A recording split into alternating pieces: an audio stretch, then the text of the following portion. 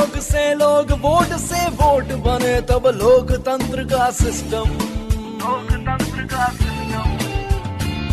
मतदाता जुड़ते जाए बने तब ऐसा नया कनेक्शन।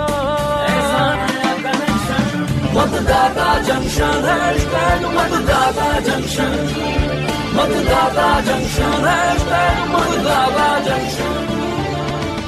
नमस्कार, मतदाता जंक्शन की एक और ताजा कड़ी में आपका स्वागत और अभिनंदन। मतदाता जंक्शन के श्रोताओं, आप सबको भारत का भी नमस्कार। आप कुछ अलग से ही तैयार होकर आए हैं। हरियाली की आभा बिखेरता खिले खिले हरे रंग का आपका कुर्ता और खास तौर पर आपके कुर्ते पर ऊपर लगा हमारे राष्ट्र ध्वज तिरंगे का लोगो। जी भारती, क्योंकि ये माह तो हम सब के लिए बहुत विशेष है ना।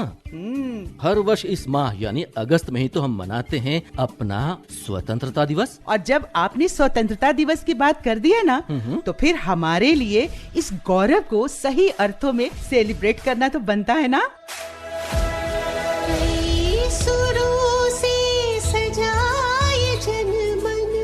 कई रंगों से बना तिरंगा, कई बोलियां, कई भाषाएं, एक सूत्र में बंधी आशाएं। हम फूल फूल, हम एक बतियन की शाखा है, इस धरती पे मेरा भारत, हम सबका ये राजा है। इस लोकतंत्र के गौरवशाली पथ पर हम लगातार आगे बढ़ते हुए समूचे विश्व में लोकतांत्रिक व्यवस्था का परचम लहरा रहे हैं।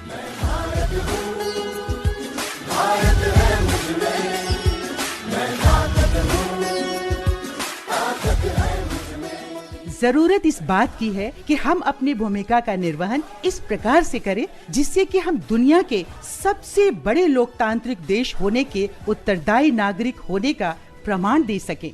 अरे भारत भारती, नमस्कार। नमस्कार नमस्कार नमस्कार। अरे कल्पना जी, आइए आइए। अरे वो देखिए, अपने चाचा जी की सवारी भी आ गई हमारे इस जंक्शन पे।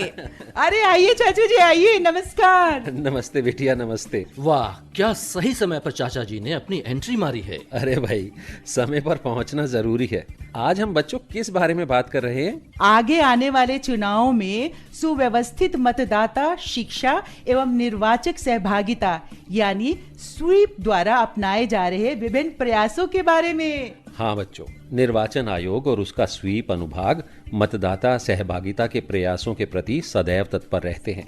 स्वीप त्रिआयामी कार्यनीति पर कार्य करता है। पहला, पंजीकरण और मतदान प्रक्रिया के संबंध में क्या, कब, कहां और कैसे के बारे में सूचना देना। जी। दूसरा, मतदान के लिए प्रेरित करना और जिज्ञासा आदि का जवाब देना। जी। और तीसरा, सुविधा सेवाएं प्रदान करना और मतदान को सुलभ और सरल सुविधाजनक बनाने हेतु प्रयास करना। मतलब इतना सरल कार्य नहीं है ये। देखो बच्चों, स्वीप योजनाबद्ध तरीके से विभिन्न चरणों में कार्य करता है। जी। जिसमें नंबर 1 पर है स्थिति का विश्लेषण करना, दूसरे नंबर पर है योजना और तैयारी, तीसरे नंबर पर आता है भागीदारी और सहयोग, चौथे नंबर पर है कार्यान्वयन तथा 5वें नंबर पर आता है निगरानी और मूल्यांकन। अगर देखा जाए तो 2019 का लोकसभा चुनाव कई मायनों में बहुत अहम रहा है। जी। वैसे तो हर चुनाव की अपनी एक अलग उपलब्धि होती है, लेकिन 2019 में चुनाव आयोग की तरफ से कई बड़े कदम उठाए गए। अब लोकतंत्र का काम जरूरी करना है, अब मिलकर साथ में चलना, आगे बढ़ना है, बाधाओं को हद में रखना और परखना है, हर एक चुनौती से मिलजुल कर लड़ना है, हर वोट जरूरी सबको ये समझाना है, दुनिया में परचम अपना ये लहराना है, सरकार हमारी अपना ये अधिकार हमारा, लोकतंत्र के आसमान में और उड़ाने भरना है। 2019 के लोकसभा चुनाव को एक उत्सव के तौर पर मनाया गया था। जी। यहाँ तक कि चुनाव आयोग के लोगों को भी त्योहार के रंगों में रंगा गया था। बिल्कुल सही। जिसे टैगलाइन दी गई, देश का महा त्योहार, जिसको क्षेत्रीय भाषाओं में भी प्रचारित प्रसारित किया गया था। त्योहार का माहौल क्यों ना होता। आखिर 90 करोड़ से अधिक मतदाताओं को अपने मताधिकार को इस्तेमाल करने का अवसर जो था। तकनीकी पक्ष की अगर हम बात करें ना, तो गूगल सर्च इंजन ने 2019 में देश में मतदान के प्रति जागरूक करने के लिए भी कई सुविधाएं दी। 2019 के इलेक्शंस में यूट्यूबर्स का भी एक बड़ा अहम रोल रहा। उन्होंने ऐसे वीडियोस बनाए जिसमें मतदाताओं के कई क्वेरीज को आसान तरीके से समझाया गया। जी। और इलेक्शन कमीशन ने तो नई जनरेशन तक पहुंचने के लिए कई नए आइडियाज पर काम किया। इनमें से एक था इंस्टाग्राम एप्लीकेशंस के थ्रू टेक सेवी से जुड़ना, और गेमर्स के लिए भी MX डेमोक्रेसी नाम से एक गेम भी बना डाला। आकाशवाणी ने भारत के पहले चुनाव में भी अहम भूमिका निभाई और इसकी प्रासंगिकता आज भी उतनी ही बनी हुई है और भविष्य में भी बनी रहेगी। बिल्कुल ठीक कहा तुमने भारती बिटिया। इसलिए तो चुनाव आयोग मतदाताओं के लिए जागरूकता फैलाने के उद्देश्य से 52 कड़ियों वाला अपना ये मतदाता जंक्शन कार्यक्रम चला रहा है।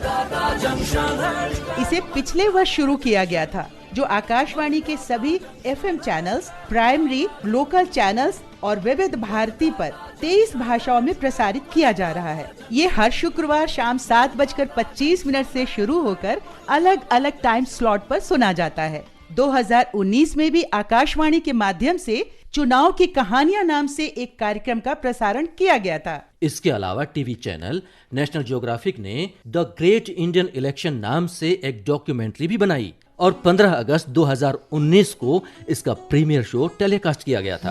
हाँ बेटा, मुझे भी याद है। उन दिनों मुझे अक्सर काम से दिल्ली मेट्रो से यहाँ वहाँ जाना होता था। मेट्रो के कोच नीचे से लेकर ऊपर तक मनोरंजक चुनावी संदेशों से सजे रहते थे। जी। इन विज्ञापनों में टीवी सीरियल और बच्चों के कार्टून के मशहूर किरदार मतदाताओं को जागरूक करने के लिए संदेश देते थे। ये सब बड़ा ही दिलचस्प तरीका था चुनाव आयोग का। और इसके साथ ही बीच बीच में पड़ने वाले राज्यों के विधानसभा चुनावों के दौरान भी मतदाता जागरूकता संबंधी बहुत सारे क्रिएटिव और इनोवेटिव प्रोजेक्ट्स इनिशिएट किए गए थे। जैसे कि इको फ्रेंडली सेटअप, विभिन्न प्रतियोगिताएं होती थी, rally, seminar, workshop, etcetera etcetera. सचमुच इतने विशाल और विविधता वाले देश में निर्विघ्न, निष्पक्ष और नियमित चुनाव कराना भी एक वृहत कार्य है। और शायद इसीलिए पूरी दुनिया में अपनी निर्वाचन प्रणाली और अपने निर्वाचन आयोग के कार्य को अत्यंत प्रशंसा की दृष्टि से देखा जाता है। तभी तो बच्चों, निर्वाचन आयोग के अनुभवों से प्रेरणा और सुझाव आदि के लिए विश्व के अनेक लोकतांत्रिक देशों से समय समय पर प्रस्ताव प्राप्त होते रहते हैं। तो भाई अब बारी है कुछ फैक्ट्स और फिगर्स की, यानी कुछ रोचक जानकारियों की। शुरू करें? 2019 में लगभग 18 लाख सर्विस वोटर्स रजिस्टर्ड थे और अब तक का ये सबसे बड़ा वोटर्स रजिस्ट्रेशन था। वाह। और एक और चौंकाने वाला आंकड़ा तो ये है कि 23 स्टेट्स और यूनियन टेरिटरीज में पुरुषों के मुकाबले में महिलाओं ने सबसे ज्यादा अपने मतदान के अधिकार का उपयोग किया है। यानी हमारी महिला शक्ति अब लोकतंत्र में बढ़ चढ़कर हिस्सा ले रही है। अगले आम चुनावों में ये आंकड़ा और भी बढ़ेगा। चाचा जी, इसी भागीदारी की बदौलत ना कर्नाटक में हाल ही में संपन्न विधानसभा चुनावों में रिकॉर्ड मतदान हुआ। हाँ बिटिया। और पिछले आम चुनाव यानी 2019 में सिर्फ देश में रहने वाले मतदाताओं ने ही रिकॉर्ड नहीं तोड़ा, बल्कि ओवरसीज में मौजूद भारतीयों का टर्नआउट 2014 के मुकाबले कहीं अधिक था। बिल्कुल ठीक कहा तुमने कल्पना बिटिया। पिछले सारे मतदान आंकड़ों को पीछे छोड़ते हुए 2019 में 67.4% टर्नआउट रहा। 2024 के लोकसभा चुनाव का टर्नआउट 2019 के रिकॉर्ड को भी तोड़ देगा। लीजिए जरा गौर से सुनिए क्या बता रहे हैं निदेशक स्वीप श्री संतोष अजमेरा। भारतीय लोकतंत्र में सबसे अहम भूमिका देश के मतदाताओं की है। इलेक्शन कमीशन ऑफ इंडिया देशवासियों के लिए स्वीप नाम का एक मल्टी इंटरवेंशन प्रोग्राम पिछले 10 सालों से चलाते आ रहा है। यह प्रोग्राम की ही उपलब्धि है कि देश के इलेक्शन को आज हम देश का महात्योहार कहकर जानते हैं।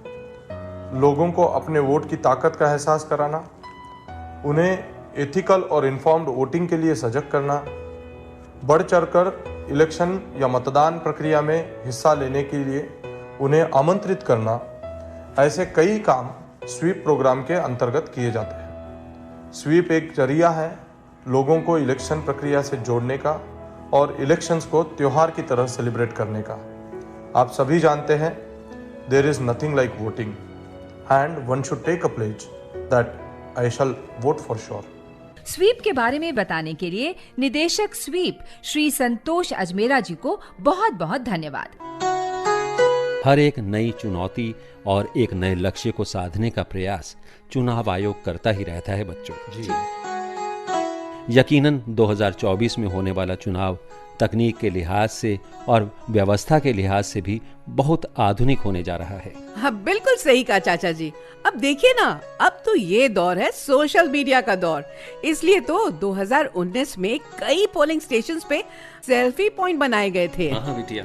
अब आने वाले चुनावों में यूथ को एनकरेज करने के लिए साल में 4 बार रजिस्ट्रेशन करवाने की सुविधा तो है ही, साथ साथ कई तरह की एप्लीकेशंस और पोर्टल्स भी लॉन्च किए गए हैं। निर्वाचन आयोग का प्रयास ये रहता है कल्पना कि चुनाव के साथ साथ महत्वपूर्ण सोशल कॉजेस पर भी सार्थक संदेश दिया जा सके। बिल्कुल बिल्कुल। जैसे इको फ्रेंडली इलेक्शन जो पर्यावरण के प्रति हमें जागरूक करते हैं। हाँ भारती, और विमेन एम्पावरमेंट की मिसाल देते पिंक बूथ और साथ ही डिजिटल एम्पावरमेंट की मिसाल देते अनेक उपयोगी एप्लीकेशंस जो हर मतदाता को बनाते हैं पावरफुल। हम लोकतंत्र के भाग्य विधाता मतदाता,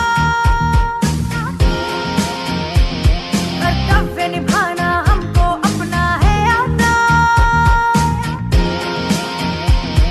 अपने अधिकार की शक्ति का एहसास हमें, इस जिम्मेदारी से अपना गहरा नाता, मतदाता भाग्य विधाता मतदाता।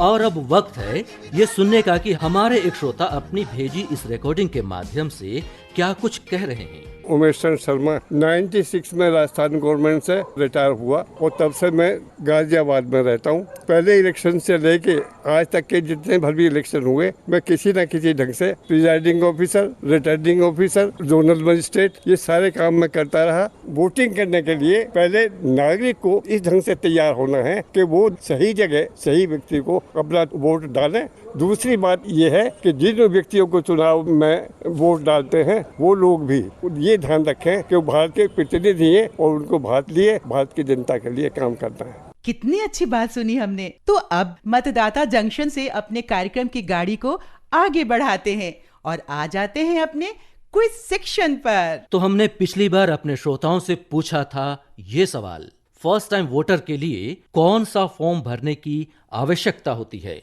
और इसका सही जवाब है फॉर्म 6। सही जवाब देने वाले श्रोताओं में से इस बार पुरस्कार पाने वाले भाग्यशाली श्रोता हैं निहार रंजन नायक, पानसपुर, बालीचंद्रपुर, महंगा, कटक, ओडिशा। आपको बहुत बहुत बधाई। चुनाव आयोग के सौजन्य से आपका पुरस्कार आपके पते पर आपको जल्द प्राप्त हो जाएगा। और अब बारी है आज के सवाल की। ध्यान से सुनिएगा। लोकसभा चुनाव 2019 के दौरान भारत निर्वाचन आयोग ने किस टैग लाइन का प्रयोग किया था? सवाल मैं दोहरा देता हूँ। पिछले लोकसभा चुनाव 2019 के दौरान भारत निर्वाचन आयोग ने किस टैग लाइन का प्रयोग किया था? आप अपना जवाब हमें भेज सकते हैं व्हाट्सएप नंबर 9999031950 पर। अब इसी के साथ हमें दीजिए अनुमति, फिर होगी आपसे मुलाकात अगले सप्ताह आज ही के दिन इसी समय इसी चैनल पर। तब तक के लिए नमस्कार। जब जुड़े लोग से लोग, वोट से वोट बने, तब लोकतंत्र का सिस्टम मतदाता जुड़ते जाए बने, तब ऐसा नया कनेक्शन मतदाता जंक्शन, मतदाता जंक्शन।